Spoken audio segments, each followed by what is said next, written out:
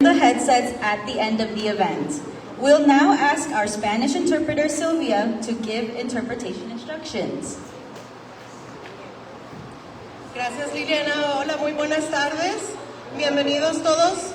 Estaremos llevando esta reunión a cabo en inglés, pero contamos con un equipo de lingüistas profesionales detrás del micrófono listos para brindar la interpretación al español para ustedes.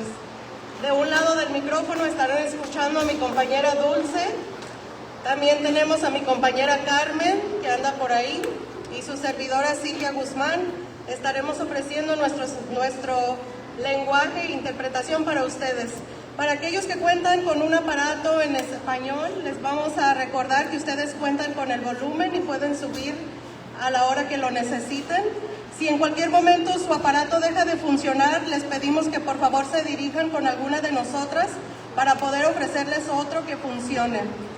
También, this is also a friendly reminder for all of our speakers that we have simultaneous interpretation going on.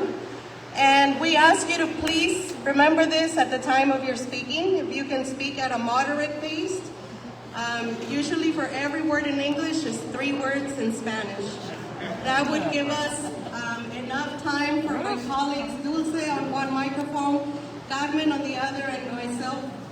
We'll be supporting simultaneous Spanish interpretation for today. So we ask you to please remember the pace, and also keep an eye out if you see us doing this. Please repeat this motion, especially for our speakers. This means to slow down a little bit. It will give us enough time for us to catch up behind the mic. Also, please speak loud and clear. If we could not hear you, we're going to do something like this. If you see us doing this, please do that. It will catch our speakers' attention. That just means that we need you to speak louder in order for all of us to be able to hear, catch everything that you are saying. Everything is super important, and we want to make sure that we are effective in our job. Thank you, everyone.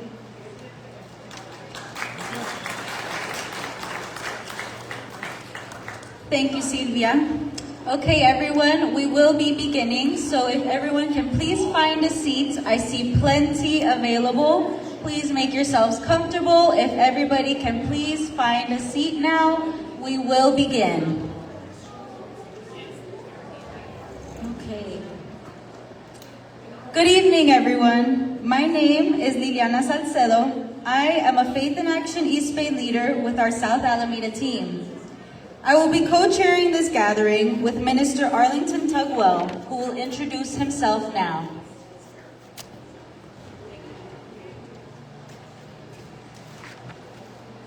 Good evening, everyone.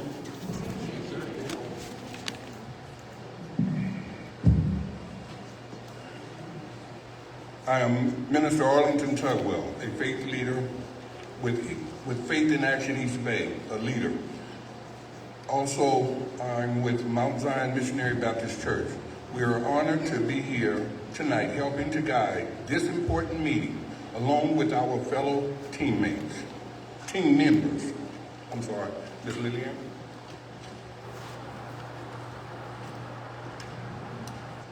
This meeting follows a carefully prepared agenda developed over many months through listening sessions and community meetings. Our agenda reflects the voices and concerns of thousands of people across Oakland, people like you who care deeply about justice and dignity in our communities. We kindly ask everyone to maintain a respectful tone throughout the meeting, especially toward our invited city representatives. And special thank you to City Council member Kalima Preforce and President of Labor Union Keith Brown. We also thank, Nadia Morales from Council Member Jenkins' office. For our city representatives, during the Q&A portion, we have a designated timekeeper. I'll ask my colleague Joan to please stand and show the timing cards, which will indicate when there is 1 minute remaining and when time is up. This helps us keep the program running smoothly and respectfully.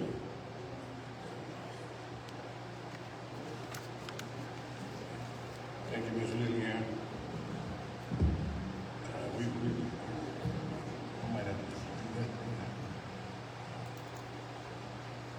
Once again, thank you all for being here. I want to begin by thanking the entire community for showing up tonight. That's right. Your presence reflects your concern about the critical issue of protection for our immigrant communities, which is deeply affecting our country. I also want to extend a sincere thanks to our elected representatives who made the effort to attend. Thank you.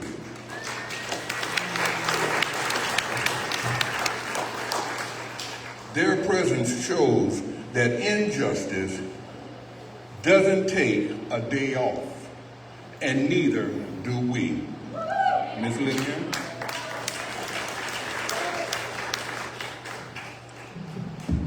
We would now like to recognize that we have many congregations and institutions from across our city joining us tonight.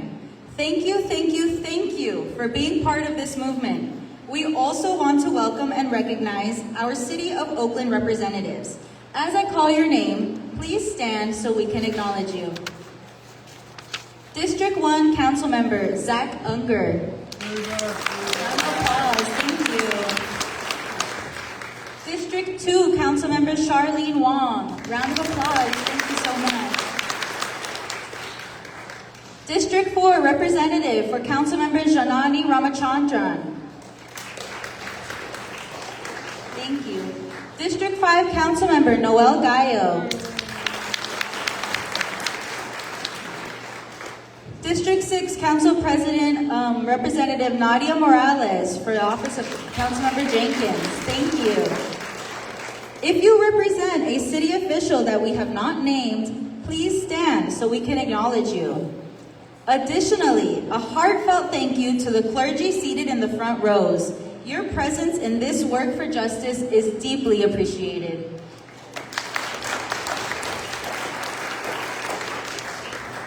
We would like Councilmember Wong to please address the community for 2 minutes. Councilmember Wong, we invite you to the floor.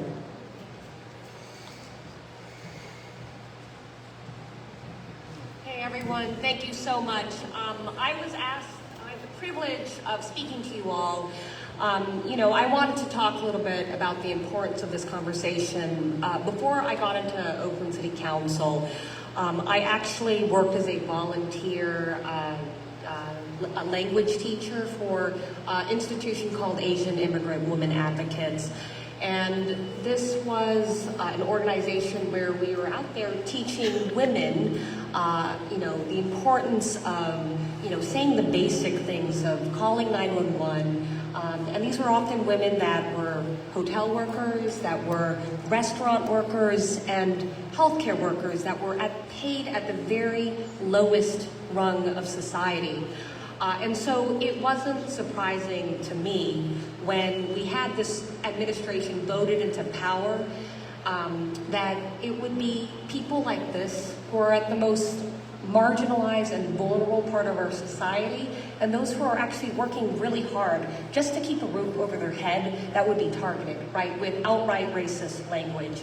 And so I think this conversation is incredibly important to be had. I'm proud to be co-sponsoring this ordinance. And I also want to acknowledge my colleague, Noel Gallo, for this is building on a legacy of work that he's been putting forward at Oakland City Council, but the work that we're doing now is about codifying this sanctuary ordinance, about saying that we are a city of refuge and that we are here to protect our neighbors.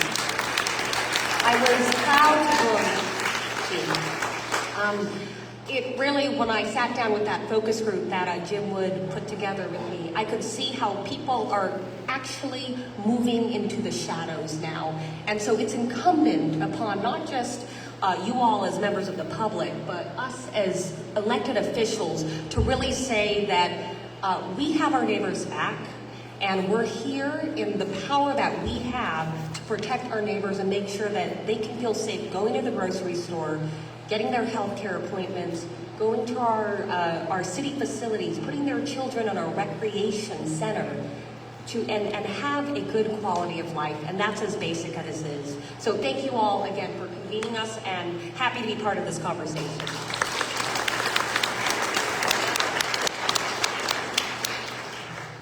Thank you so much, Councilmember Wong, for your words and for your effort. I want to take a moment to acknowledge everyone that has joined us here tonight. Thank you for your energy, your presence, and especially for your willingness to be here. Let's give ourselves a round of applause for being here. Woo!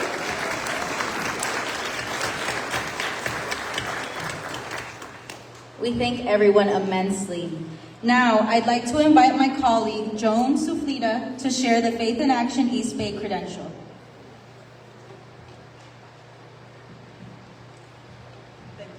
Thank you, Liliana. Faith in Action East Bay reflects our growth into building power together with community leaders from across Alameda and Contra Costa counties. We are a multi-faith, multiracial network, thank you, made up of more than 23 congregations that includes over 25,000 families. Faith in Action East Bay leaders organize around the issues that impact our communities, including access to affordable housing, excellent public schools, ending mass incarceration, civic engagement, and just immigration policies to create family reunification. Faith in Action East Bay is a member of the PICO, California, and Faith in Action National Network. We are a 501c3 nonprofit organization. We are a political, nonpartisan organization. Thank you.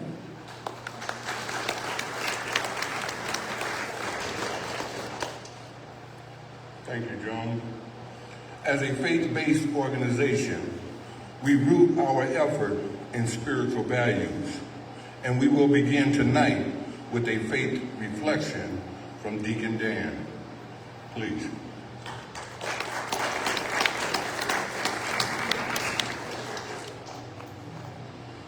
Good evening, everyone. On behalf of the St. Patrick's community here, of which I have the pleasure of serving, I want to extend a welcome to you and glad that we can host this event tonight, and know that you're always welcome here at St. Patrick's. A few weeks ago, I was feeling a bit overwhelmed, even discouraged and frustrated. I had just come back from San Francisco, where I had the experience of accompanying a man who was seeking asylum at his court hearing.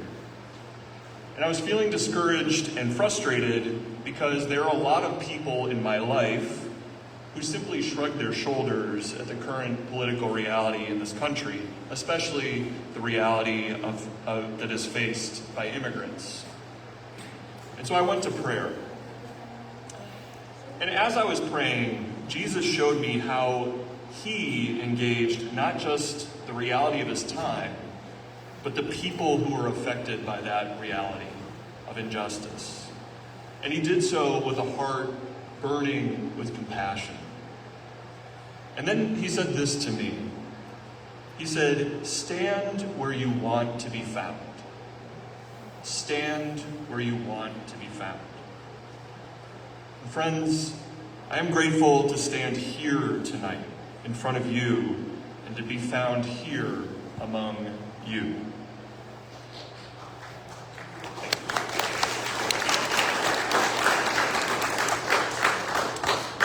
I'm here tonight because this is where I want to be found, among people from so many different places of origin who are here in this country, here in this city, striving to live lives free from fear, intimidation, and violence. People who care about their families and seek to earn a living, worship, go to school, and find joy in life.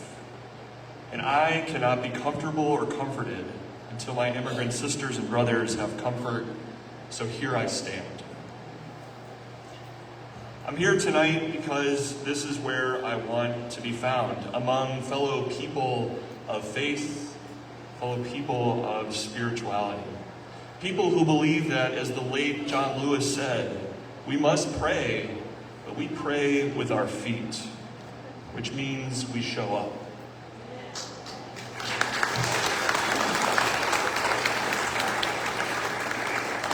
It means we show up tonight, but then we show up tomorrow, and the next day, and the days to come. It means that whatever faith or spiritual tradition we profess, we answer the call to show up and to accompany. I'm reminded of Dan Berrigan. You may have heard this name. He was a Jesuit priest and activist, and he once said this: faith is not about where your head is at. It's not even where your heart is at. It's where your butt is at. Now, he used a different word that I won't use because this is a nice event. But I think it's so true. And so I am encouraged and humbled to be here among all of you, and here I stand. And finally, I'm here tonight because this is where I want to be found. I want to be found among those who lead our city. I want to be found here not merely as an individual, but as a member of this assembled community of people from many faiths and spiritual traditions. This community who stands together and asks our elected officials to stand with us and act so that our city reaffirms itself as a place where we protect immigrants, where we help them flourish, and where we reject unequivocally the violence of intimidation and mass detention and mass deportation. And so here I stand, but also here we stand. My prayer tonight is that you are able to get back in touch with your why you are here, why you are passionate. And my prayer is that tonight we are filled with strength and courage and hope. Amen.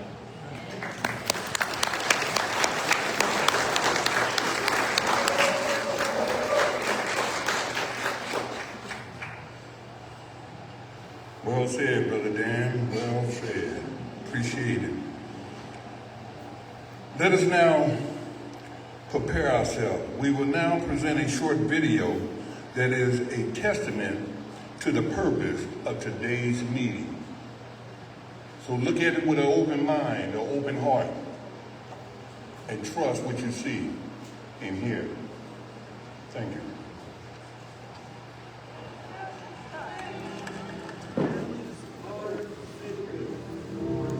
Families are sacred, and today, in this place, we practice that holy act of kinship. We are all family. We are here to treat each other as if that were true. Think about all of the other people who are affected by the loss. Think about their families, their parents, their children, their friends, their neighbors. Because it's not just those lives that were affected. It was all who knew them, who loved them. Very busy 24 hours. Demonstrators erupted across LA, tensions reaching a boiling point, and now National Guard members are here in Southern California. And President Donald Trump has said that Marines could also be called in. Reverend Tanya Lopez is still rattled after witnessing what she believes were federal immigration enforcement officers taking a man into custody earlier this week on church property. By the time I saw him, he was already on the ground with 3 armed, masked, unidentifiable men surrounding him. Social safety net programs are at risk under President Trump's mega law, which slashes Medicaid and food stamps. An estimated 10 million people are expected to lose their health insurance under the law. How badly do people actually need this health care and this health insurance from the government? It's critical. The federal government is spending $134 million to employ hardworking members of our military lieutenants. Imagine what we could achieve with $134 million here in our city. But for $20 million, we could serve thousands of immigrants citywide to become citizens. For like $5 million, we can expand free ESL classes, multilingual job training. For $50 million, we can build thousands of units of housing that's affordable. For $25 million, we can provide universal childhood education centers in most of our highest need communities. One of the main issues in the Bay Area, one is housing, one is affordability. But in terms of affordability, what are some protections that we have for renters and tenants? Literal fungi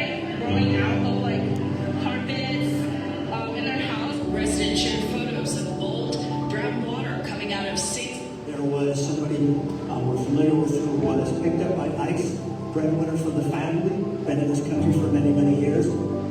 He's now in Bakersfield at the detention facility, and his wife has lost her visual means of support. So we're trying to figure out ways to support her, and this is affecting families and communities. Our faith values tell us that our families are sacred. So we work with the immigrant community. We work together to help keep families together. What we have organized is a group of people to accompany and be with immigrants when they show up to court so that they don't have to be alone, they can have accompaniment. Sabemos que vienen muchos recortes de salud. Nosotros estamos apoyando ahorita con campañas de clínicas móviles para que todas las personas que el día de mañana se vayan a ver afectados por un recorte en el medical, al menos ellos ya tengan sus exámenes de glucosa, de diabetes, de sangre. Delaware County is on the cusp of opening their largest resource for unhoused people to date. Trudeau organizing network spent years organizing and raising awareness in order to raise funds. It's going to change the way that people see the unhoused population. Well, via the Inland Congregations United for Change feeds upwards of 5,000 people a month. This is what one ICUC distribution center looks like. Because they may be potentially running on fear or, lack of words. They might be in like this state where they're not able to do things that they normally do, like go to the store out of fear. De los operativos que se han intensificado en ciudades como Chicago, el miedo, dicen estos organizadores, entre las familias inmigrantes es creciente. Estamos involucrando gente que son afectadas directamente.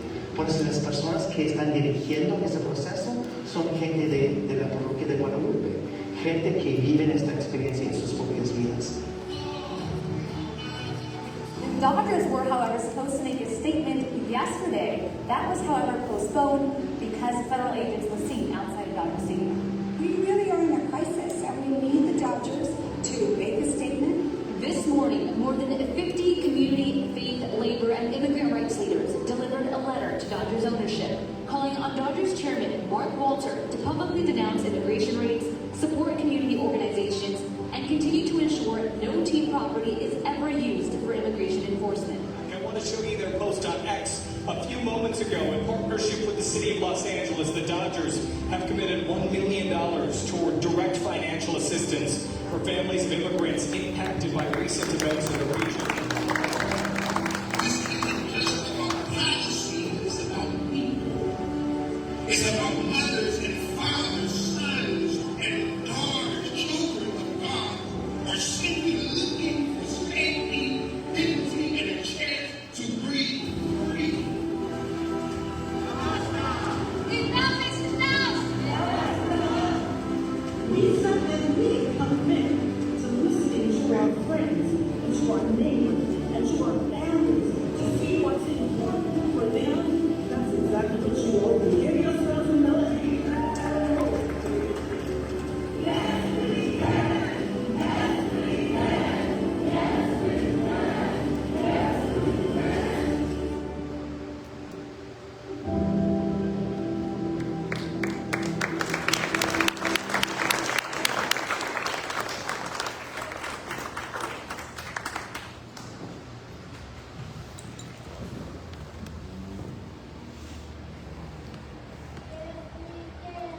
Yes, we can. Yes, we can. Yes, we can.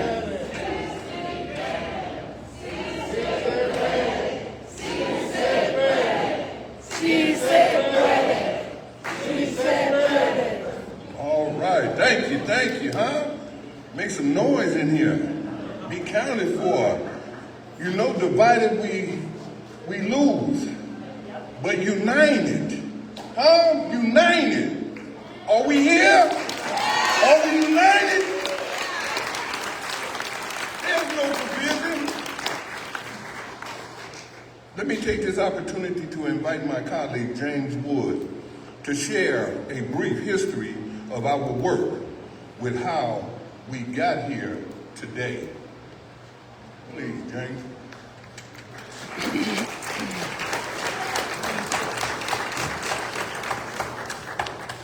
Hi there, how are y'all doing tonight? Woo!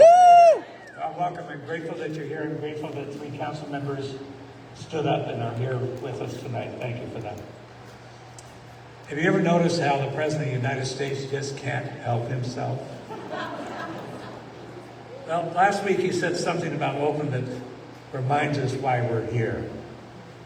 He said, we have other cities that are very bad. And then, of course, you have Baltimore and... We don't even mention that anymore. They're so far gone. Well, he knows how to poke that bear, doesn't he? We're here tonight, in the words of Deacon Dan, standing where we want to be found. In response to that threat, to work together to make sure that Oakland can become a mighty city of refuge, a stronger, more powerful city than it is now. Tonight I'm going to briefly describe the work that Faith in Action has done to support our immigrant communities and our immigrant brothers and sisters. I'm going to talk about what Oakland's City of Refuge ordinance and resolutions currently looks like, and how Oakland can back that promise to our immigrant community with the strongest possible law that we can write.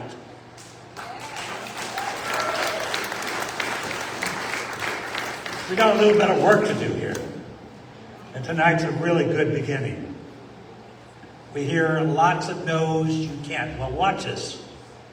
Yes, we can, and yes, we will, because we do.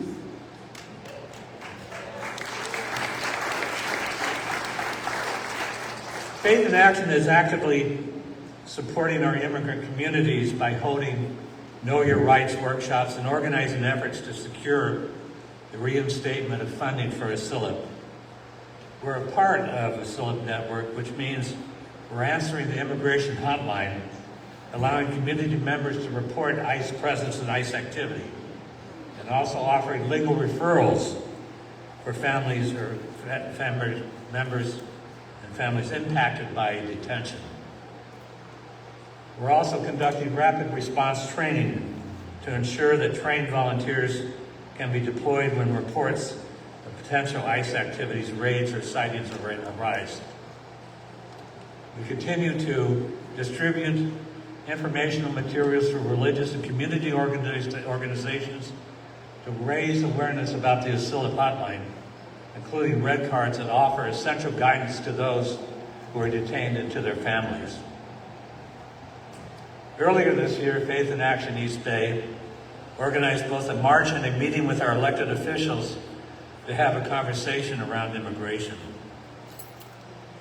In response to ICE raids in LA, we partnered with Bay Resistance and other organizations to host an interfaith vigil that brought together more than 500 community members.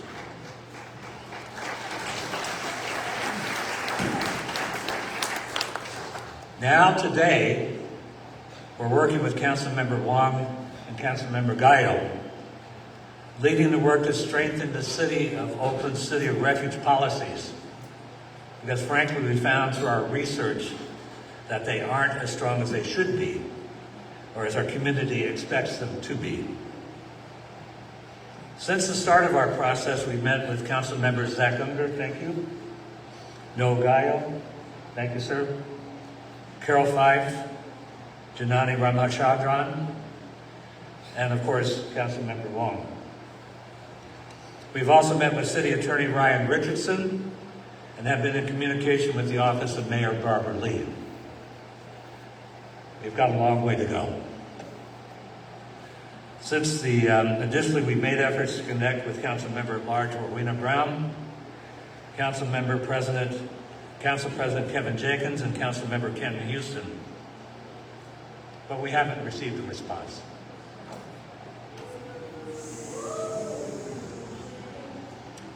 Minneapolis, Los Angeles, Chicago, New York, Newark, Philadelphia, Seattle, DC, New Orleans, and Oakland. Some of the dozens of sites of ICE invasions during Trump 2.0.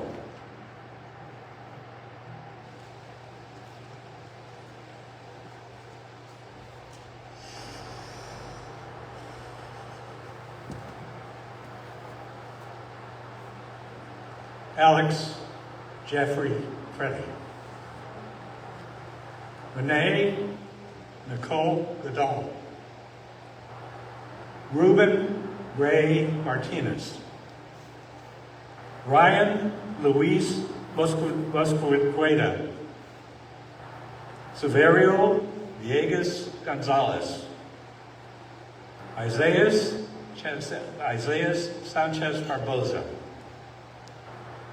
Some of the people who have been shot or murdered by ICE in its illegal enforcement actions. Liam Conejo Ramos, Anthony Mendez, Naomi Rodriguez, and dozens of other children detained and deported by ICE in this past year. 13 people have died in federal immigration custody in the first 3 months of this year. 13 people have died in immigration custody this year. 46 have died since President Trump took office. In face of these horrors, our commitment to protecting our own immigrant communities has forced us to take a hard look at Oakland's own sanctuary city policies.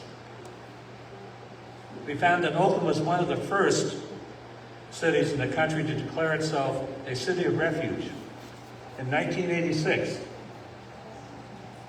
pledging that city resources, including the police, would not be used to persecute refugees from Central America from war and repression. Over the years, the city has broadened that commitment to include all undocumented immigrants.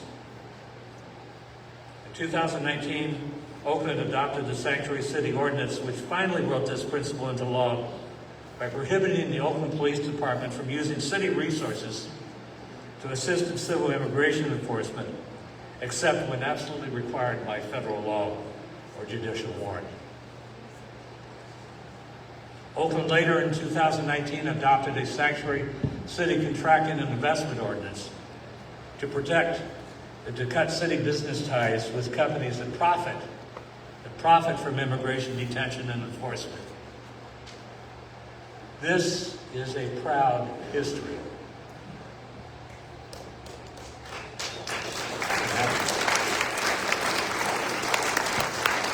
But as we spoke with families in the immigrant community, as we studied the law, and as we watched ICE operations throughout the country, it became clear that Oakland's protections are not as strong as they should be. We found Oakland's policies are focused primarily on OPD and on contracts and investments. These are strong areas, but the protections as a city of refuge from ICE incursions can be so much stronger. That's why Councilmember Wong reached out to Faith in Action East Bay, and why we agreed to help lead the work strengthening Oakland's City of Refuge ordinance.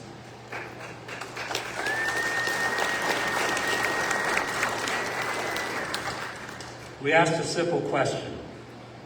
What model of a city of refuge offers the strongest court-tested protection against federal immigration enforcement?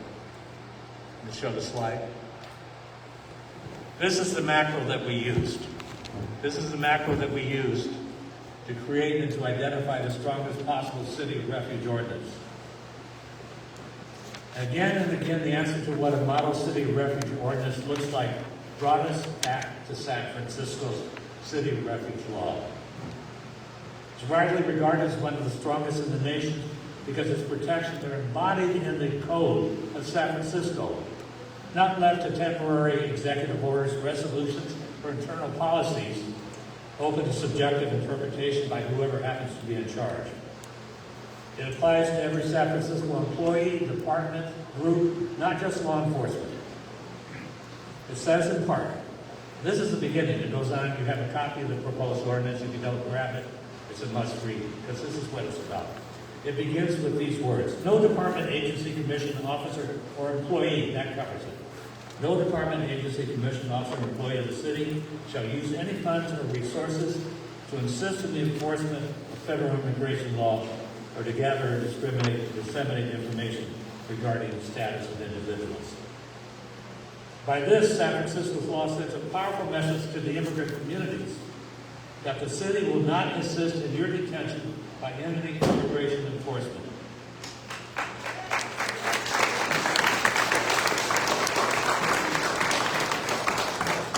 just as important as San Francisco sanctuary law has been tested in the courts.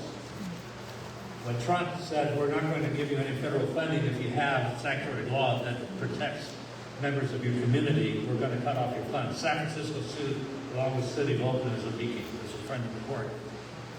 They won.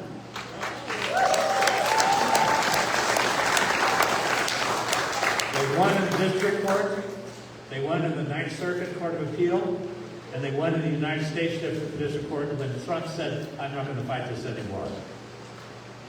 This ordinance is bulletproof. It's been tested. So tonight our message is this. Oakland has a proud history as a city of refuge and some strong tools already in place, especially around OPD, non-cooperation, and cutting financial ties. But we can build upon this foundation to truly create a city of refuge that shields our communities from federal immigration enforcement. We should not settle for a weaker version of what is possible.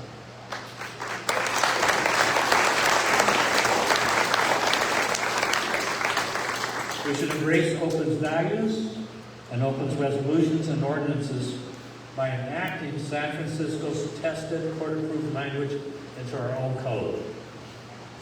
Carefully read our draft and let our city council members know that you support a clear and ambiguous, comprehensive law defining Oakland as a city of refuge.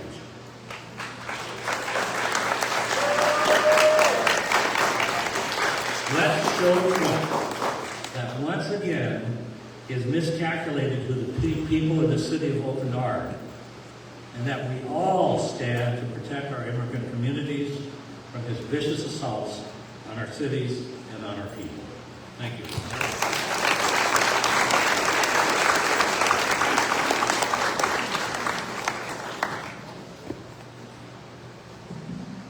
Thank you, Jim, for helping put our efforts into context as we push for a protected and enforceable City of Refuge ordinance. Thank you to everyone who has helped build this movement.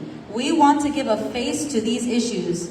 Behind every statistic is a story of pain, of struggle, and of hope. This is real life and the daily living of so many of our own family, friends, and neighbors here in Oakland. Our testimonies will center on the voices of children of parents who have made profound sacrifices for their families and who continue to persevere despite the unjust circumstances they face in this country. Let us listen with care, honor their courage, and give them the respect they deserve for sharing their truth. You're literally, well, hopefully you have both parents, but in this case, it was in order to make ends meet that they had to sacrifice being together. And then by the age of 12, I was 12 years old when my dad passed away from a heart attack. And so my mom became a single parent. And I feel like that was another major big thing in my life, because being a single parent, on top of not knowing a language, on top of now becoming the head of the household, was a lot for her. But she managed to find a job, until she could work, because then she had a work accident. And so that kind of limited her. She no longer works. And so, but it was through that sacrifice that she kind of motivated me to become something bigger. And so now I have my bachelor's in ethnic studies, and I have my master's in social work, and I recently got my license in social work, and I honestly owe it all to them, to my parents. I would definitely say like every day, just because my parents were constantly working, maybe my mom, she was always working day and night, and I would at the cost of that, I would rarely see my mom. So she would go to school, I would go to school, and then she would always be at work, and then she didn't come back till night. And then we would always go to sleep early, and then we would just never see her, So, and I remember one day when she didn't go to work one day because she didn't go to work, and then I didn't know she was in the house when I saw her, and I started crying just because I didn't, of the whole time that I didn't see her, I was like so happy to see her that time. But yeah.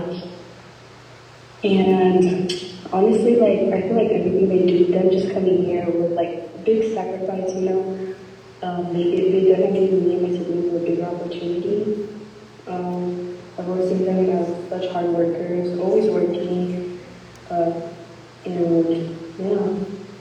I think an important aspect that I would wish society would have like a better understanding of the unique cultures each kid brings to this country. I feel like due to the lack of understanding or just the fear of the unknown, society is really quick to judge other people.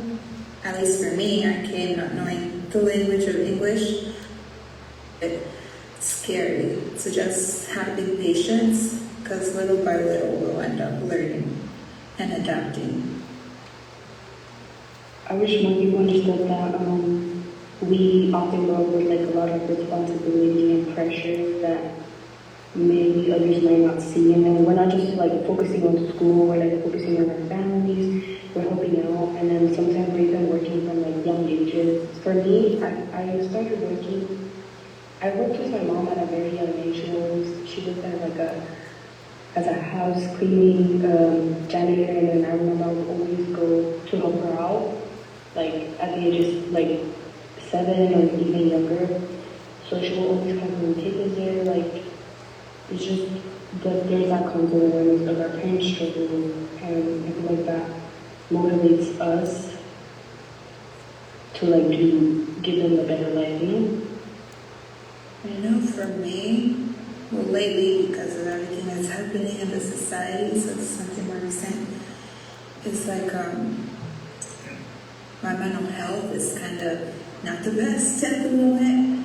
I already suffer from anxiety. I feel like we all have, in some shape or form, have anxiety in us. But being a child of an immigrant or from an immigrant background comes with also living in constant survival mode, which is also what increases all these other pent-up emotions. So just this is another important thing that I feel other people should have some understanding and a little bit of grace, because, well, at least for me, I feel like I live in constant fear, even though I do have DACA. That doesn't, we're not all safe. We're not safe at this point. We don't know what the president will or won't do, and that's kind of the scary part, at least for me, especially knowing that my mom doesn't have documentation and she has to go out and do the groceries, has to go to her medical appointments, and I can't necessarily be there with her, although I wish I was. And when I do have the time, I do go to at least every appointment that she has, just to give her that peace of mind that she has someone there with her and that nothing's gonna happen to her. But with everything that's going on, we don't really know who's safe and who isn't. And also just, you know, like everything with immigration, you know, there's just that fear that I just won't have my parents with me, and then, you know, my whole family situation will change in which we will be separated, you know, since I do have younger siblings, you know, yeah, well, hopefully, yeah, just things can like change, and there's just constant fear of like how it's gonna be, you know?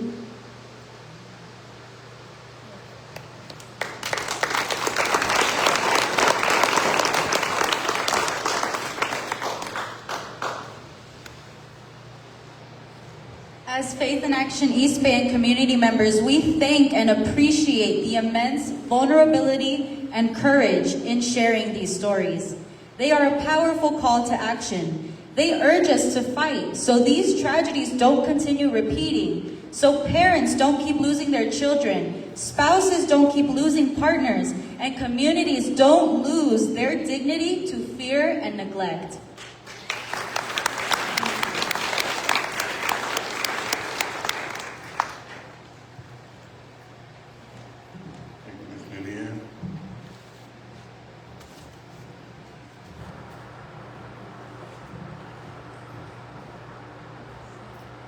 We are here to celebrate the power of organizing. The people, as well as the strong working relationship we've built with council members and appointed officials who are aligned with our vision. Together, we are advancing the implementation of the ordinance that will protect our immigrant communities to the fullest extent under the law. Now we will move into the questions and commitments portions for our City of Oakland representatives. We kindly ask that each of you respond when called upon, when all the questions have been answered. You will each have 2 minutes to elaborate on your commitments or responses. Please be mindful of the time signals so we can remain within our 1-hour program. Ms. Torres.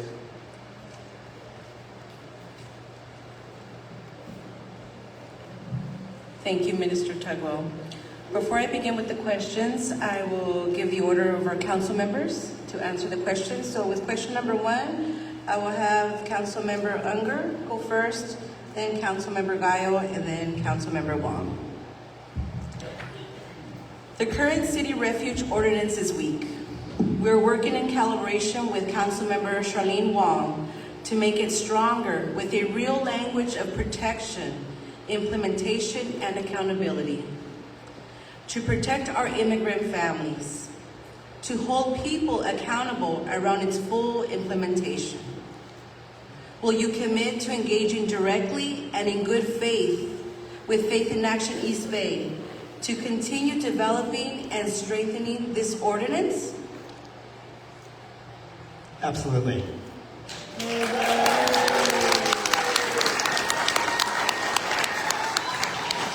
Short and sweet.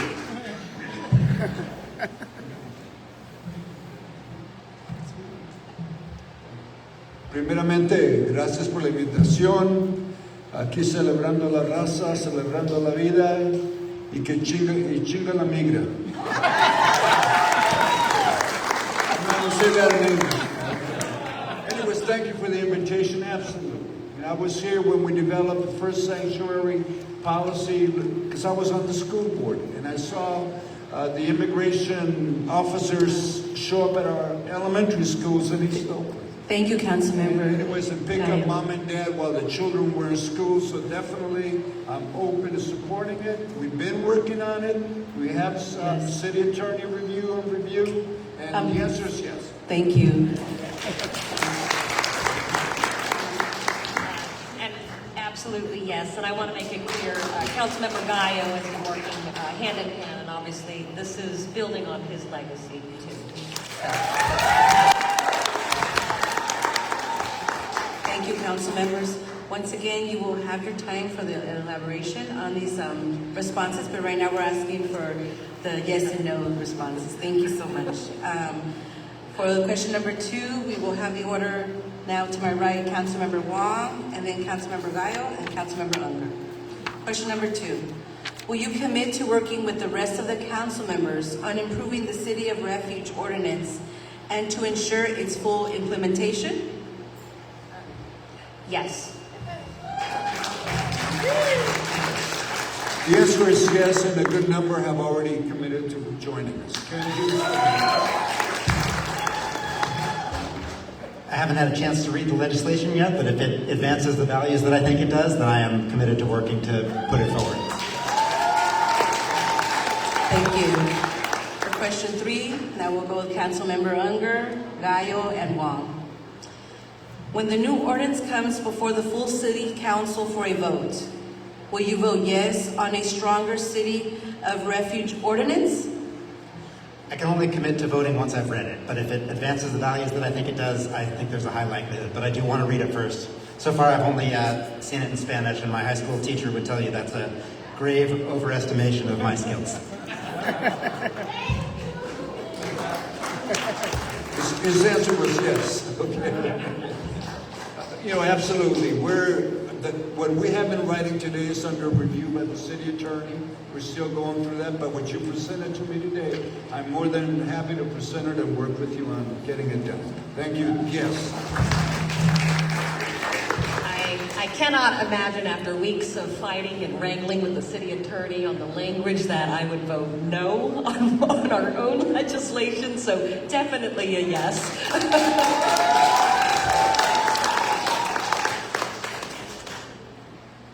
Councilmember Unger, I'm going to quote John Lewis. If not you, who?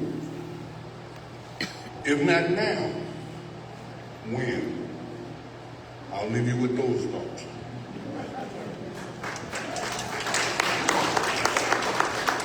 Last question. The order of Councilmember Wong, Councilmember Gallo, Councilmember Unger. Will you commit to working with Faith in Action East Bay to develop meetings with your constituents to provide information about the ordinance and to partner in its full implementation and ensure our communities receive ongoing, clear, and accessible education about their rights and protections under the ordinance? Absolutely, and thank you for offering to do that. The answer is yes, sí se puede. Yes. Yes. Thank you.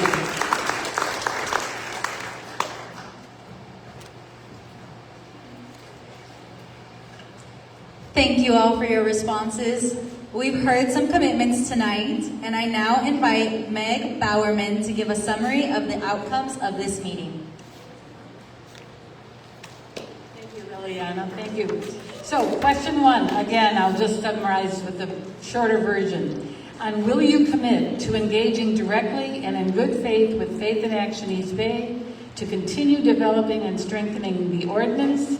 Councilmember Unger, yes. Councilmember Gallo, yes. And Councilmember Wong, yes. For question two, will you commit to working with the rest of the council members in improving the City of Refuge ordinance and to ensure its full implementation? Councilmember Unger, after reading it, probably. Councilmember Gallo, yes. And Councilmember Wong, yes. For question three, when the new ordinance comes before the full city council for a vote, will you vote yes on a stronger City of Refuge ordinance?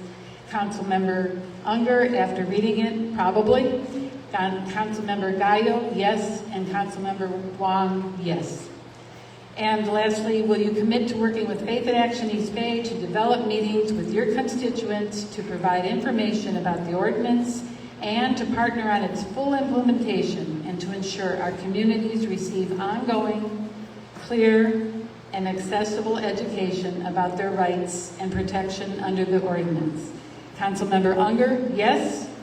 Councilmember Gallo, yes. And Councilmember Wong, yes, and thank you.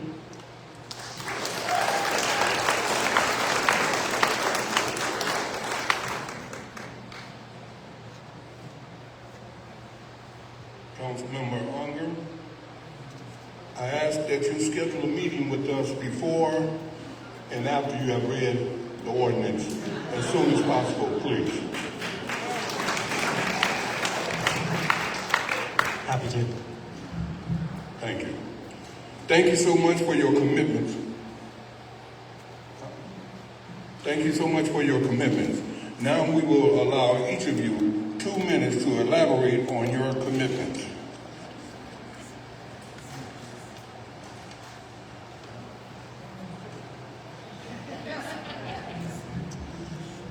Thank you all for having me here. I appreciate it. In these incredibly dark times, I am heartened by crowds like this. People who have a heart for the stranger, for the immigrant, for people who are in need. When I see people who come here like this, that tells me that there's hope and that there are people who care. And that's incredibly important. That's what Oakland means to me. I support the idea of making sure that people feel safe. That's what Oakland is all about. We are a welcoming city. We are a city where people come in order to feel safe. I am looking forward to reading this legislation. I have a feeling that it's excellent work by my colleagues. I apologize for not being able to commit to it until I've read it, but that's something, a promise that I make to myself, not to do anything without understanding it fully. But I am looking forward to this work, and I have stood up for us as a sanctuary city. I have stood up for the lawsuits, voting for the lawsuits against the Trump administration, which I'm glad we did. And I, again, want to thank all of you in all of the various faith traditions who come together, put aside any sort of differences, because we all agree on taking care of the least among us in Oakland. Thank you, and you have my full support, but I think there's a process politically within the City of Oakland that we have to follow. One is certainly we're going to support your recommendations.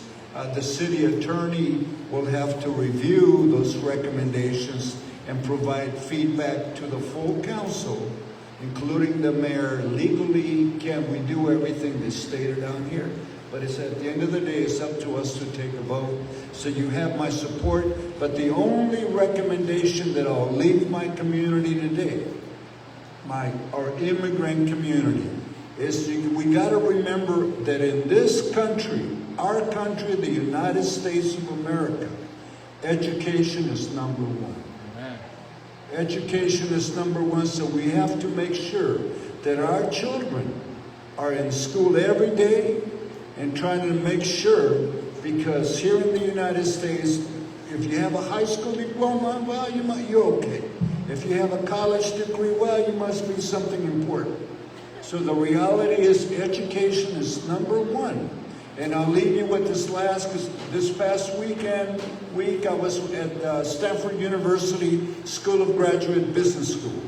And what they've done is they've done a national study for the Latino community, and they clearly demonstrated publicly and privately that the immigrant community in the United States plays a great role economically. From New York City to Los Angeles to San Francisco to our area, the immigrant community plays a great role economically, and not just being business people, but also doing the participation to make sure that the United States of America continues to grow economically, socially, and in education. So thank you. You have my support.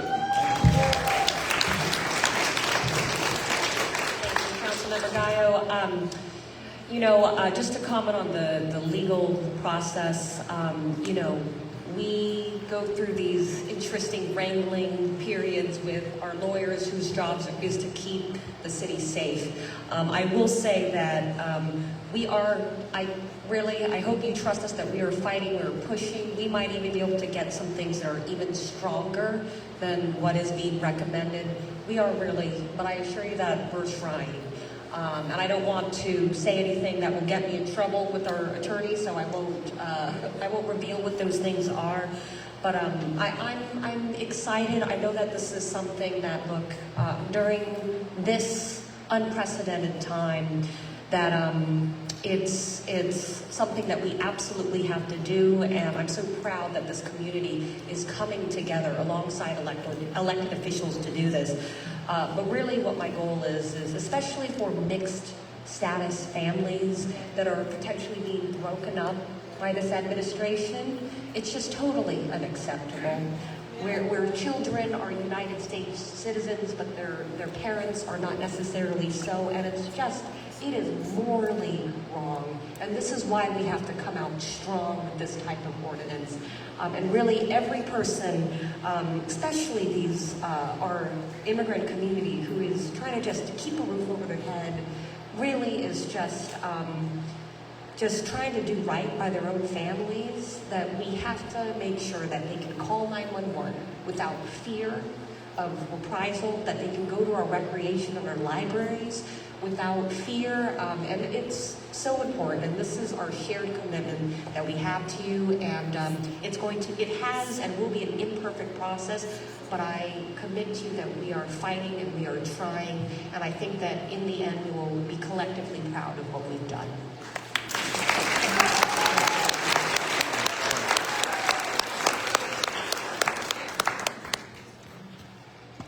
Thank you again, council members, for your commitments. Your support means so much for the safety of our immigrant community members. And thank you, Meg, for our summary. Yes, thank you, round of applause.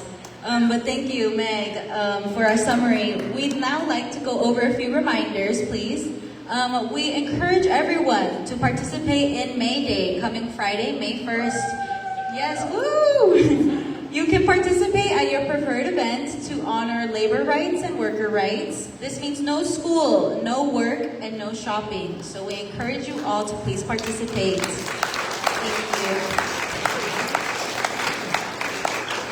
Also, our illegal dumping organizing committee group will be having their action, the illegal dumping action, coming Monday, April 20th at 6 p.m. The location is currently to be determined, and we will update everyone. So we do encourage everyone to attend, please. Monday, April 20th, 6 p.m. Thank you, everyone. And I would also, would like to invite Assistant Imam Afraz Khan from the Lighthouse Mosque to close this gathering with a final faith reflection.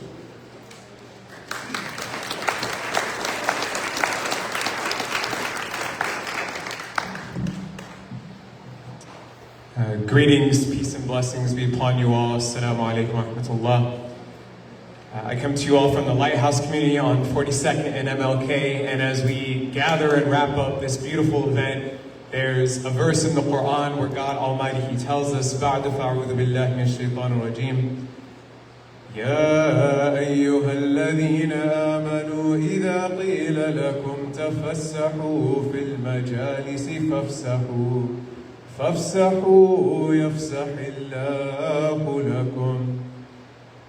God Almighty, He calls out to those who believe, and He says, when you are asked to make room in an assembling or in a gathering for other people, then make that space. And God Almighty will make space for you in gatherings as well.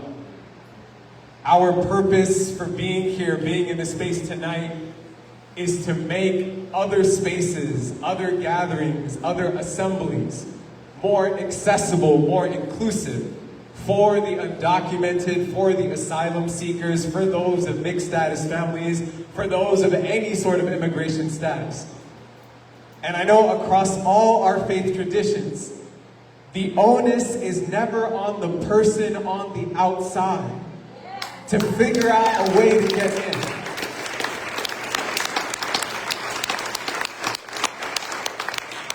The onus is always on the people who are already in the gathering, already experiencing the benefits, already included, to figure out how that space can be brought in to ensure the maximum amount of folks to be gathered together. So as we leave tonight and we continue to be able to push for this policy as well as many others, we see it as a sanctified act to figure out how to ensure those who are not in this room can be allowed in this room and all other rooms in the spaces to come. Thank you very much. Assalamu alaikum wa rahmatullah.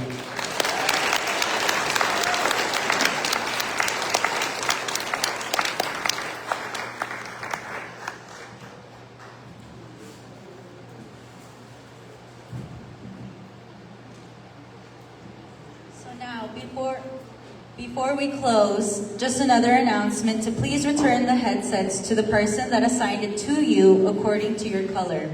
We also have someone selling hot dogs and burgers. Please feel free to buy some food as you walk out. And to also please place your hearts. We have a couple different stations, so we would love for everyone to participate as well. One more announcement as well that I forgot to mention, but a huge shout out to Council Member Kalima Preforas, who has committed to introducing this ordinance for the city of Emeryville. This is the impact that we are talking about. Thank you, everyone. Yes, big round of applause. So on behalf of Faith in Action East Bay, thank you.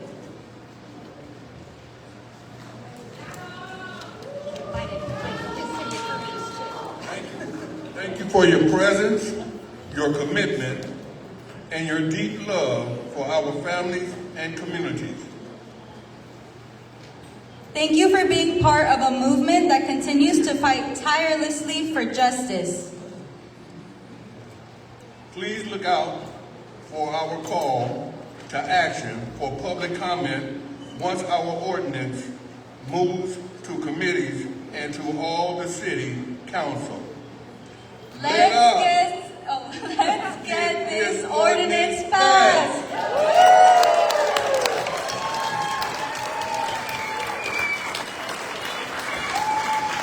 Sí se puede, sí se puede, sí se puede.